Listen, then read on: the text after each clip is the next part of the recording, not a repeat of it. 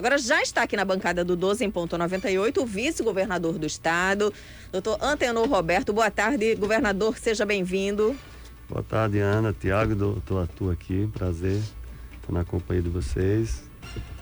Estou à disposição. Vice-governador, queria começar pedindo para o senhor fazer uma espécie de balanço desse primeiro fim de semana, desses primeiros 2 dias de vigência do toque de recolher aqui no Rio Grande do Norte. A gente viu uma adesão forte da população, né?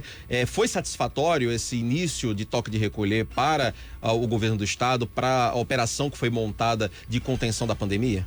Sim, a adesão muito satisfatória, porque o nosso decreto ele foi precedido de um grande debate, conversações. Nós reunimos os prefeitos através das 7 regiões que fazem as regionais de saúde, com a FEMURNE, a Federação das Prefeituras, as associações, chefes de poderes. Ainda fizemos ligações e trocamos informações através do secretário de Educação com o sindicato dos proprietários de escolas, fizemos conversas com a Igreja Católica e iniciamos contatos também com os evangélicos. Então, precedido de todas essas conversas, terminou que a publicação no sábado, seguida do toque de recolher, foi bastante bem recebida no geral pela população. Houve uma receptividade muito positiva. E isso se deve também o papel que a imprensa tem sempre jogado no sentido de informar, porque nós estamos vivendo um momento de uma tragédia. Nós não estamos vivendo sequer aquele quadro gravíssimo que nós tivemos ano passado. Nós já passamos disso, porque já se trata de uma pandemia que completa 1 ano, com o vírus circulando e se transmudando em novas cepas. E vocês estão vendo a velocidade com que o colapso chegou na rede de assistência. Tanto é que hoje aquela solidariedade entre os estados fica muito difícil, porque todos os governadores estão com a mesma agonia. E a nossa governadora, que tem sido uma gigante nessa condução do processo, abriu um diálogo direto com o ministro Pazuello, colocando a necessidade de mais equipamentos, mas ele, ao mesmo tempo que sinalizou com mais equipamentos, como respiradores, ele já alertou: governadora, bomba de infusão eu não tenho, que já começa a haver então um colapso nessa parte de insumos, que é uma coisa que a população tem que ter essa consciência. E nós vamos agora, que já tivemos mais de 100 leitos, desde janeiro nós conseguimos ampliar, estamos conseguindo esses dias ultimar mais 40 no João Machado, mas isso é enxugar o gelo, porque a fila de espera vai se agigantando. Então, é diante dessa tragédia que os meios de comunicação têm jogado um papel fundamental, porque a gente tem que romper uma bolha que o governo central cria confusão. Você viu que ele foi no Ceará, foi provocar os governadores, dizer que os governadores imagine, os prefeitos que tomassem medidas restritivas teriam que assumir o auxílio emergencial. Não é disso que se trata, de confronto. Se trata de que todos são unânimes em reconhecer o colapso que nós chegamos e temos que dar as mãos para essa saída. Inclusive, eu estou indo representar a governadora numa reunião amanhã em Brasília, com os governadores, todos presentes. Finalmente, o Congresso, que esteve, infelizmente, com as costas voltadas para essa situação, porque esteve discutindo a questão interna corporis dele, na questão que diz respeito à imunidade parlamentar, se atrasou muito em entender que nós já estamos iniciando março e não há um orçamento emergencial para a saúde, não há uma compra de vacinações adequada ao ritmo de contaminação da doença e nem existe auxílio emergencial. Porque é uma coisa importante nessas medidas. Todos os governadores, e o nosso decreto teve esse cuidado, nós estamos tentando fazer este toque de recolher e a restrição do funcionamento de escolas, de templos e de aglomerações de evento de qualquer tipo, para tentar mitigar na economia, para ver se a gente mexe o menos possível na economia. Esse é um detalhe importante. Tanto é que é nas recomendações que vem essa parte de orla, que alguns prefeitos estão seguindo. Mas o nosso decreto, a nossa jurisdição, no sentido de nós determinamos o toque de recolher e proibimos o funcionamento, por exemplo, das escolas, dos templos religiosos e da realização de eventos de qualquer natureza que aglomeram. Quer dizer, todos os governadores estão trabalhando em fazer a dispersão nesse momento. Essa que é a ideia central. Claro, e as medidas dos municípios têm autonomia para fazerem medidas mais restritivas ainda, caso queiram. Governador, muita gente fica na dúvida em relação à concorrência de decretos, né? O governo do estado editou esse decreto no sábado, com essas restrições, com toque de recolher. Os municípios que não editarem decretos ou editarem decretos diferentes, como é que fica a situação? O que prevalece? O federalismo de cooperação, que foi o tema enfrentado pelo Supremo nessa questão da pandemia, vai nos sedimentando ao seguinte raciocínio. A autoridade máxima sanitária é o governo do estado, no que diz respeito no ambiente aqui, por exemplo, estado do Rio Grande do Norte. Qual é a questão? É que nós não estamos tratando, inclusive, por exemplo, nós tivemos a recomendação do Ministério Público, sim, fizemos esse diálogo com o Ministério Público, todos, inclusive o do trabalho. O que acontece? Aí um promotor de piso, como a gente chama, acho que da 19ª, se eu não me engano, entrou combatendo o toque de recolher. Mas, promotor Wendel Beethoven, que é um amigo nosso, respeito muito. Com mandado de segurança nessa semana, justamente para derrubar o toque de recolher. Então ele colocava, e a justiça negou, inclusive. Ele colocava o direito de locomoção, o direito de vir, mas nós estamos tendo, na pirâmide da hierarquia da Constituição Federal, o primeiro princípio que tem que ser preservado é a vida. Então, é disso que nós estamos tratando nesse decreto. A vida em primeiro lugar. Nós não estamos entrando na autonomia do município, porque nós não estamos tratando do serviço, do alvará que o município deu para a escola funcionar, do alvará que o município deu para o clube funcionar. Nós não estamos tratando dessa relação, dessa competência originária que o município tem. Nós estamos tratando de um confronto, de uma crise sanitária que atingiu o nível de tragédia e que, na falta de uma coordenação nacional, porque o ideal é que ele estivesse fazendo isso se fosse a União, como em alguns países está acontecendo. Os governadores estão tendo que se virar. E ainda bem que aqui os prefeitos têm feito esse alinhamento, como na maior parte do Brasil. Então, não se trata de disputa de jurisdição. Por exemplo, a questão das escolas. Por isso que a gente colocou a parte do ensino das primeiras séries, que a competência é o ensino do município, nós colocamos como recomendação para a rede municipal pública. Mas a rede privada nós trouxemos toda para a nossa responsabilidade. Tanto é que eu escutei hoje a entrevista do presidente do sindicato, que foi muito interessante, como ele fala a jurisdição do sindicato, que é estadual, eles reconhecem a questão do decreto. Então, o que é que a gente fez, mesmo sendo determinação nossa para esse ensino, as primeiras séries, que é o ensino fundamental, o ensino infantil? Nós dissemos o seguinte: os pais poderão, nós usamos esse verbo poderão. Agora, eu quero aqui dizer aos pais, apesar do poderão, a nossa procuradora do trabalho, a doutora Ileana, ela tem um trabalho muito sustentado, sobretudo nessa questão da vigilância epidemiológica. Isso vale para a escola e vale para o trabalho de uma forma geral. Então, o que é que está acontecendo na escola? O professor se contaminava, ou tinha, digamos, a suspeita, a escola tira aquele professor. Mas não é essa forma de tratar, porque você tem que fazer a pesquisa e a persecução epidemiológica. Aquele professor que está sendo investigado, ele teve contato com que outros professores? Com que outros empregados da escola? E com que alunos?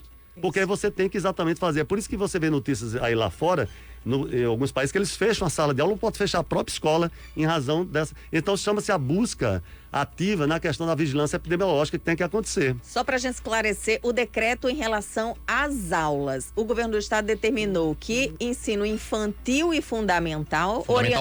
Fundamental recomendou, né, que eles permaneçam. Né, poderão continuar híbrido como estão. Poderão continuar. E os demais... Dos pais. Os demais sem funcionar. Tudo sem funcionar. A partir do sexto ano, só aula remota. As escolas que desobedecerem, inclusive, terão multas pesadas. O secretário de Educação, inclusive, publicou uma nota, o professor Getúlio, tem ocupado, inclusive, os meios de comunicação para esclarecer isso, né?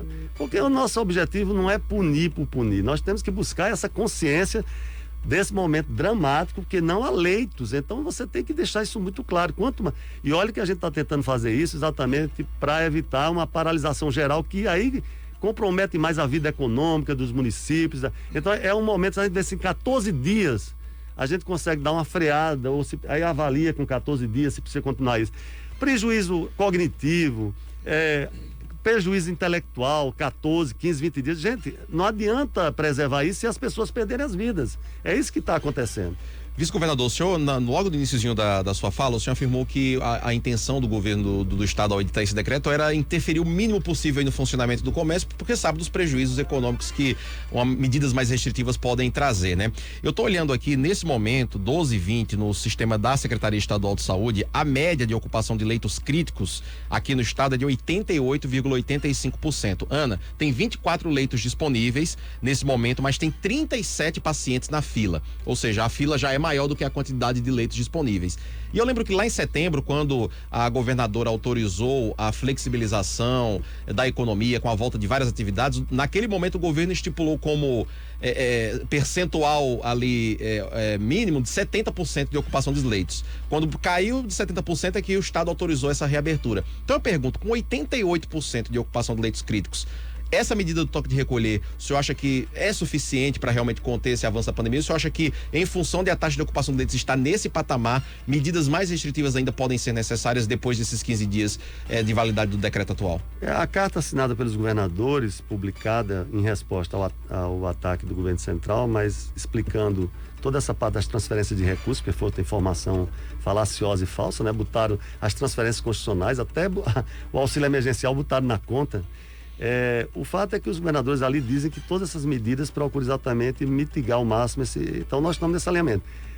Oxalá isso aconteça. Nós estamos trabalhando para que o toque de recolher, para que as medidas para as escolas, para os templos religiosos, para essas festas que nós estamos indo lá para interromper, para suspender, inclusive atividades públicas que a gente tem afetação, como é o caso na SEASA. A gente vai botar um novo olhar ali sobre a SEASA. É um serviço essencial, mas a gente que tem participação societária, nós temos que ter um cuidado com quem entra e quem sai daquela SEASA, entendeu? Então, a gente tem que começar a olhar também a parte pública, teve a portaria orientando a questão de servidor, então temos que lutar e acreditar em 14, se precisar de mais 10 dias a gente vai fazer, mas nós precisamos mudar a curva no platô, nós precisamos, porque senão nós vamos ter mais e mais perdas de vida, infelizmente, né?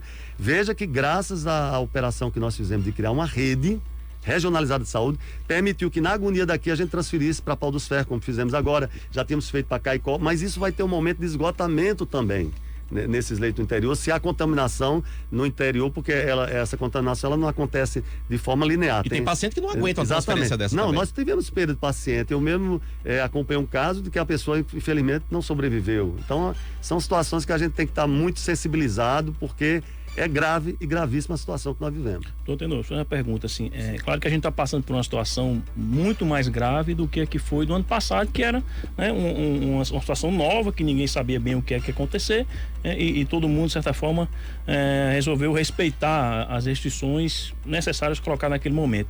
Agora a gente está passando por outra situação.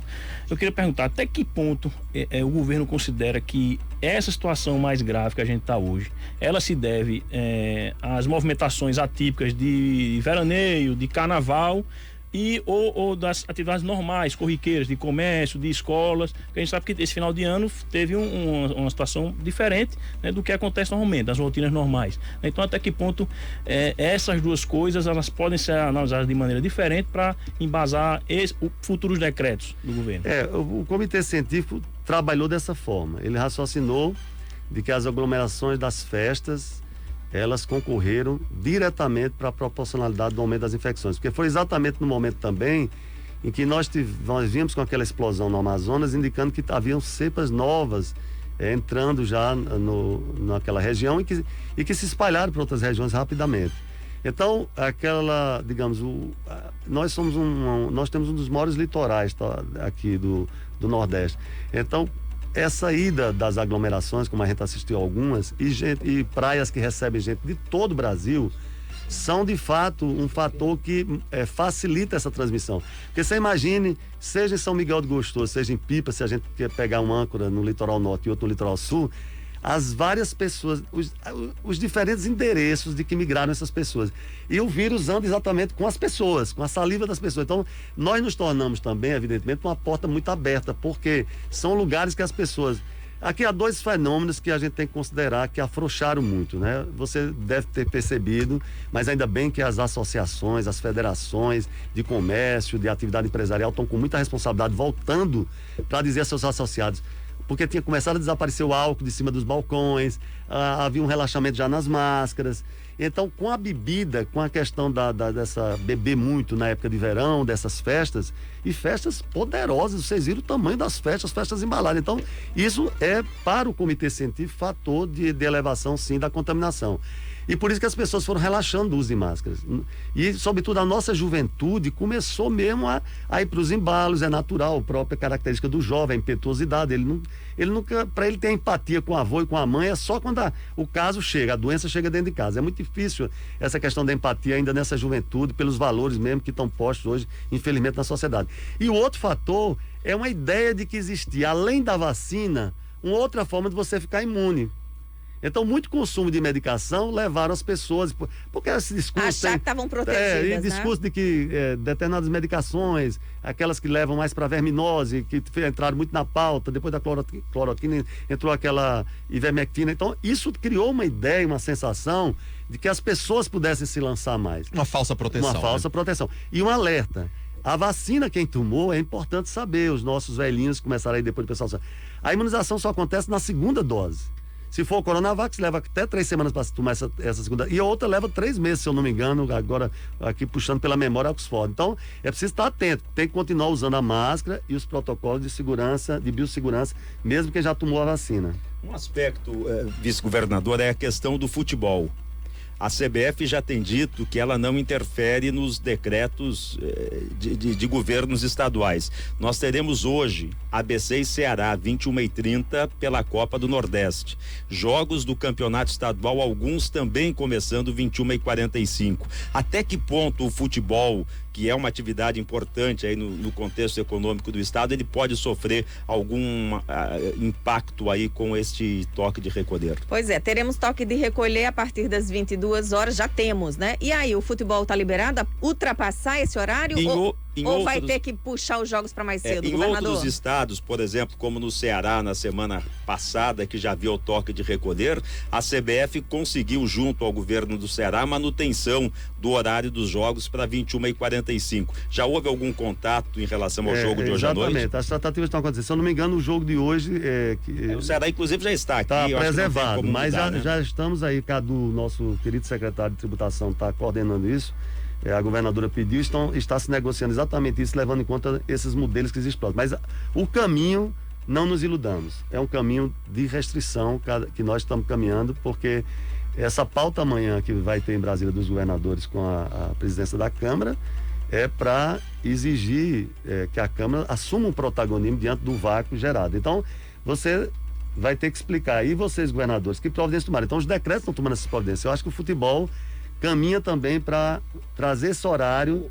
Baixar o horário, sem dúvida nenhuma. E a questão das academias, vice-governador, que em Natal ganharam status de serviço essencial de saúde, com decreto, não é?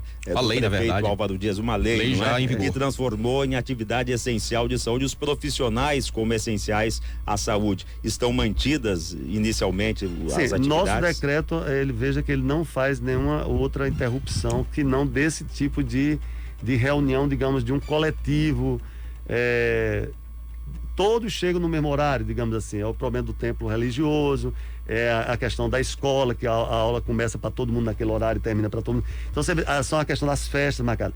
Mas se a gente não controlar, é claro que os governadores, tem governo que já está com medidas muito mais restritivas, e nós já temos municípios com medida já tem município que fez lockdown, decretou. Então, nós estamos tentando ainda acreditar nessa primeira pauta que nós fizemos, que foi o toque de recolher, a restrição dessas aglomerações de festivas, de eventos, e também as aglomerações em que o horário de encontrar todos está marcado. Por exemplo, os cultos falam muito, os evangélicos nos pedem, não, mas a gente tem uma característica, é um trabalho essencial espiritual, que não sei se foi isso que levou a nossa Câmara Municipal de Natal, mas o que a gente está explicando é que se existe um lugar em que se saliva um junto ao outro, em que há toda uma... É quando você está exatamente nesse ambiente, nesses cantos litúrgicos, nesses cantos religiosos. Então, é preciso que você faça uma assistência espiritual nesse momento, mais individualizada, como a gente está determinando no decreto. São 12h29. Governador, eu vou pedir licença, porque a gente tem que chamar o intervalo, mas é rapidinho. Na volta, tem algumas outras questões para o senhor responder rapidamente antes de ir embora. Eu sei que o senhor está com viagem marcada para Brasília, mas é bem rapidinho, que é a história dos ônibus intermunicipais, as restrições, tá? E também dúvidas da população, por exemplo, a prática de atividade física dentro de um clube recreativo ou numa praia, numa orla que está fechada, proibida a aglomeração. O senhor responde na volta do intervalo, que é rapidinho. São 12h34, 12 em ponto, tá de volta, 1º de março de 2021, segunda-feira. Você participa do nosso programa pelo WhatsApp 981419898. Tem participação chegando. Boa tarde, a bancada, boa tarde, a vice-governador. Eu sou Maria, aqui da Zona Norte, trabalho aqui na Zona Sul e gostaria de saber como vai ficar o transporte, porque O vice-governador acabou de dizer, né, evitar aglomerações. Só que os ônibus, né, é o que mais tem aglomeração e a gente não pode fazer nada porque temos que trabalhar. Então, eu gostaria de saber como é que vai ficar, se tem alguma coisa prevista para evitar a aglomeração nos ônibus. Pois é, tá, obrigado a participação da nossa ouvinte, vice-governador Antenor Roberto. Queria que o senhor comentasse como é que fica a situação dos ônibus, no caso do governo do estado, dos ônibus intermunicipais. O decreto traz aí uma restrição, né? A determinação é de que os ônibus intermunicipais transitem apenas com os passageiros sentados. A informação que a gente tem é que parte não está respeitando, né? E outra parte está levando a um problema aí com a superlotação nas paradas de ônibus, no caso daqueles transportes que respeitam o decreto, né? Só levam os passageiros sentados e aí fica, né, uma parcela de usuários aguardando nas paradas. Quem está acompanhando a gente pelo YouTube está vendo, inclusive, imagens aí de algumas paradas de ônibus lotadas hoje pela manhã em função dessa restrição no transporte público. Como é que o senhor vê essa situação? Como é que fica a situação do transporte intermunicipal, vice-governador, considerando essas duas questões que a gente levantou agora? E aí eu complemento, governador. O governo do estado pretende ampliar a frota de intermunicipal para justamente garantir que todos os usuários possam andar sentados sem precisar ficar aglomerando nas paradas por falta de ônibus? Esse é um desafio dos desafios, né? Sem dúvida nenhuma. Nós temos essa área da saúde, que são de heróis, heroínas já exaustos. Temos o nosso grupo da segurança pública também, que tem sido de uma dedicação muito grande. E tem outras áreas de trabalhadores muito expostos e que essa parte realmente do transporte coletivo. E, claro, a população que precisa se valer de um transporte que sempre foi um transporte de péssima qualidade. O problema é que essa pandemia traz para nós também toda a revelação das desigualdades sociais desse país, de como a injustiça econômica nesse país é grande, porque a forma como os nossos trabalhadores são transportados, isso é uma vergonha em qualquer lugar do mundo. Então nós já temos um problema estrutural de transporte que era escandaloso e que agora é a prova da nossa incapacidade, da nossa impossibilidade de manter dentro de um protocolo sanitário de combate à pandemia. Se você não fizer realmente uma paralisação geral, tipo um lockdown, por exemplo, que não há condições de você ter em condições de um protocolo, por exemplo, na questão dos transportes. Nossa força é de fiscalização. O DR, que é um órgão também nosso que nós pegamos em escombros, esfacelados, sem servidores, sem fiscais, sem nada, nós estamos fazendo das tripas corações, como disse, para tentar, através do nosso diretor Manel, fazer essa fiscalização que começou efetivamente a partir de hoje. Então aí é um trabalho que eu acho que os municípios que têm sua jurisdição dos transportes municipais vão sofrer também, não vão mitigar prejuízos, porque não há como, num curto espaço de tempo, você criar frotas, por exemplo. Então o que você pode fazer é tentar, na fiscalização, diminuir o acesso, o que implica também dificultar os trabalhadores no deslocamento para chegar tempestivamente nos seus horários de trabalho. Então essa é uma cadeia de muito sofrimento que não dá para a gente resolver no curto espaço de tempo, infelizmente. O processo é esse de abordar, de convencer, e os empregadores terão que entender também que não podem punir os seus empregados em razão da ineficiência do serviço de transporte coletivo. Tem que haver realmente digamos, uma relação mais harmoniosa nesse momento, mais solidária e de mais empatia. Porque o certo é realmente o trabalhador, para se proteger, vendo que o transporte está lotado, nem ele ter o ânimo de entrar a despeito do prejuízo que ele vai ter em chegar, por exemplo, atrasado. Então, eu acredito que o Ministério Público do Trabalho vai nos ajudar também para que os empregadores tenham uma maior tolerância. Quanto mais criasse horário e escalas de trabalho desencontradas, isso favoreceria um pouco também a insuficiência do transporte coletivo, que é estrutural, não é de hoje, mas que infelizmente é um fator determinante na contaminação, sem dúvida nenhuma. Ana Karina, tem agora a questão das academias de ginástica, das atividades de lazer. Governador, muita gente questionando em relação, por exemplo, à recomendação do governo do estado de fechar a orla, fechar as praias. Mas a gente sabe que as pessoas utilizam, por exemplo, a praia para a prática da atividade física, né? A corrida, uma aula de funcional ali com o seu professor, os próprios clubes recreativos, as atividades recreativas ficam suspensas, mas e as aulas, né? A atividade física, uma aula de tênis, né? Uma aula de um beach tênis, por exemplo, que agora é o esporte da moda. Essas aulas, elas também ficam todas suspensas ou não? Elas podem ocorrer? Qual é a recomendação, qual é o entendimento, a interpretação do decreto do governo? Não, quando falou nos clubes ali, não há ainda uma determinação de encerramento dessas atividades, porque nós temos que ver em retrospectiva tudo que nós tínhamos já de decretos, e na medida que a gente teve o plano de retomada, você foi liberando paulatinamente essas atividades. Então não há ainda, digamos, uma interrupção das atividades de práticas esportivas. Tanto é que, se eu não me engano, o decreto, por exemplo, Natal, que houve regras sobre a orla, mas ele ressaltou, acho que a prefeitura ressalta ainda as atividades esportivas, né? As atividades de saúde. Então, nesse momento não há ainda uma proibição disso, certo? Tanto é que as academias estão funcionando hoje. O que o clube está proibido é aquele clube que, em cidades, por exemplo, você não tem orla, mas o clube faz aquela aglomeração de festas, de funcionamento de eventos, banhos de piscina. É aquela coisa da aglomeração todos ao mesmo tempo, né? Mas então, a prática da atividade física em si nesse tá tipo de decreto que saiu, não. Como a gente e os governadores escreveram, tudo está sendo feito para ver se a gente não chega como no ano passado nós tivemos que encerrar muitas atividades e construirmos depois, com muita inteligência, com a participação do setor produtivo e de outros setores organizados da sociedade, a retomada. Então é preciso, por isso que a gente está apostando muito nesse momento, dispersão de aglomerações, para ver se a gente consegue não ter que tomar medidas ainda mais e mais restritivas, como alguns estados já tomaram. Vice-governador, para a gente encerrar aqui, eu queria perguntar para o senhor a respeito dos leitos de UTI. Hoje são 296 leitos críticos, UTIs e semi-UTIs disponibilizadas. Desses, 263 estão ocupados. O senhor falou no início que existe uma perspectiva de abertura de mais 100 leitos, não, né? Como é que está essa questão? Eu acho que, se eu não me engano, desde janeiro nós tivemos mais de 100 leitos. Isso, reativados. Exatamente. Porque o que é que acontecia com os leitos? Que é outra tragédia. Nós pegamos um passivo de cirurgias, que é outro drama do nosso povo. Uma hérnia, cirurgias urológicas, o drama das cirurgias ortopédicas,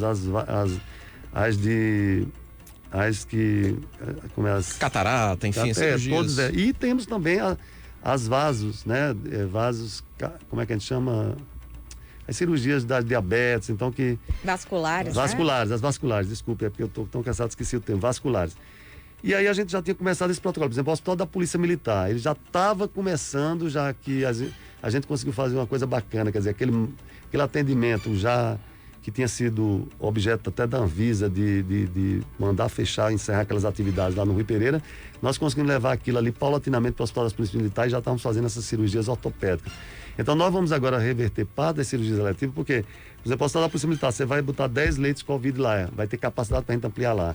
E há uma chamada que foi feita agora para o João Machado, há notícias muito alvissareiras que nós podemos chegar a ter mais 40 leitos. Então, só que aí você pode dizer, chegamos no nosso limite de novos leitos praticamente. Porque não tem como você manter, até porque nós estamos em 1º de março e não há orçamento autorizado pela União para que os estados possam enfrentar essa pandemia. Então, só para gente dar um número aqui, vice-governador, hoje são 296 leitos críticos. O senhor acha que é possível chegar, então, na casa de 330? Nós já da geração passada, você está falando. Desde o início desse ano... Hoje, nesse momento, funcionando, segundo o Regula RN, são 296. Pode chegar até quanto, o senhor acha? Eu acho que nós teríamos mais esses 40 que está programado, esses do João Machado, e os 10 que vão surgir no Polícia Militar. Governador, Mas esse número, com precisão, realmente, eles vão ser editados Mas o que a gente tem que entender, entre 40, 50 ou 60 leitos que seja, isso vai exaurindo a capacidade de fazer, porque nós já estamos na crise de insumos, por exemplo. Alguns equipamentos desses que a gente vai conseguir receber o respirador, não tem a bomba de difusão que a gente tem que buscar. Então é preciso a população entender o seguinte, que a fila já é maior, vai crescendo, que a nossa capacidade... Um leito desse, de largada, ele custa 2 dezenas de milhares de reais para você instalar. Então tem que ter muito a ideia de que, se você não constrói assim um leito de UTI... E além do preço da montagem estrutural, né, de equipamentos e tal, física, precisa de pessoas, né, de equipe, material humano para trabalhar nesses leitos. O governo do estado tem disponibilidade ainda de médicos, de enfermeiros, enfim, de toda uma equipe para cuidar de novos Não, leitos? a exaustão dos recursos humanos é outra coisa. Não há só a falta de insumos no mercado já, mas é a exaustão. Nós já raspamos o tacho nas chamadas que nós tínhamos dos efetivos, dos também temporários, e há uma exaustão, porque também é um adoecimento entre eles. Felizmente a cobertura chegou para eles, mas assim, você imagina, escalas de trabalho. Nós estamos há um ano na pandemia e essas pessoas em uma escala, né, exigindo cada coisa sobre-humana, essa escala de trabalho deles há um ano. Quem é que aguenta? Então até o psicológico de ver muitas mortes vai afetando também esses profissionais. E uma saída para o governo que seria, por exemplo, Ana Karina, contratar leitos na rede privada para atender essas pessoas, nem é possível mais, porque também os hospitais privados estão com 100% de ocupação, né? Hoje pela manhã nós tivemos a notícia de que mais um hospital privado aqui de Natal teve que fechar o pronto atendimento porque não tem mais como receber pacientes para Covid. Então, situação dramática. Olha um dado né? que você pediu aqui, a minha assessora me mandou aqui. Quer dizer, só nesse período agora da explosão foram 37 leitos abertos e a previsão é mais 55 leitos. Então, 55 aí com 37. Aí depois disso vocês dizem, não dá mais para pensar em dezenas de leitos, porque não há recursos humanos, não há insumos suficientes. Então, por isso que a gente tem que frear. Porque qual é a característica dessa nova contaminação? Tem previsão para esses novos 55 leitos? Sim, esses 55 estão em curso. Tanto é que eu vou a chamada para o João Machado. Já para os próximos dias. Próximo dia. Mas assim, é coisa que um equipamento desse aí, enquanto você monta 55, aí tem o equipamento pifou, tem que ir para reparo. Isso é uma dinâmica de guerra. Você tem que sempre ter um raciocínio que você está numa dinâmica de guerra. Que não fica tudo arrumadinho, não. Você montou, fica. Não, para, não quebra, o oxigênio. E essa questão do oxigênio, a demanda aumentando cada vez mais, todos esses são desafios para todos os gestores, né? O governo já está se planejando para não faltar aqui. Não, né? e lógico que essa busca dos governadores amanhã com o presidente da Câmara é como manter um ritmo de recursos para você disputar esses insumos, que é uma disputa, digamos, mundial, né? Perfeito, 12h46, quero agradecer aqui ao vice-governador do Rio Grande do Norte, o Tom Tenor Roberto, pela vinda aqui ao 12 em Ponto, pelos esclarecimentos, pelas informações. Vice-governador, muito obrigado. A gente espera que realmente, né, a situação melhore aí com essas medidas que vêm sendo anunciadas e também com o incremento da rede assistencial. Muito obrigado. Boa viagem e sucesso. Muito obrigada mais uma vez, governador. Eu que agradeço essa oportunidade. Boa tarde para vocês. Boa tarde. Gente, 12h46, Marcos Lopes. Ainda não, deixa eu só recebi agora um natalense que atuava como promotor de justiça em Rondônia, Jonatas Rocha, morreu em decorrência de Covid aos 38 anos de idade. Esse final de semana perdemos também um vereador em Caicó, né? Um pouco mais de 40 e poucos anos. Se só abrir leitos de UTI resolvesse, seria o menor dos problemas, não é? É uma guerra que a gente está travando terrível. Nem plano de saúde também não resolve. Não absolutamente não. Eu vi um vídeo lamentável no final de semana nas redes sociais, não é? Mamãe já está com uma UTI reservada. São 12h47.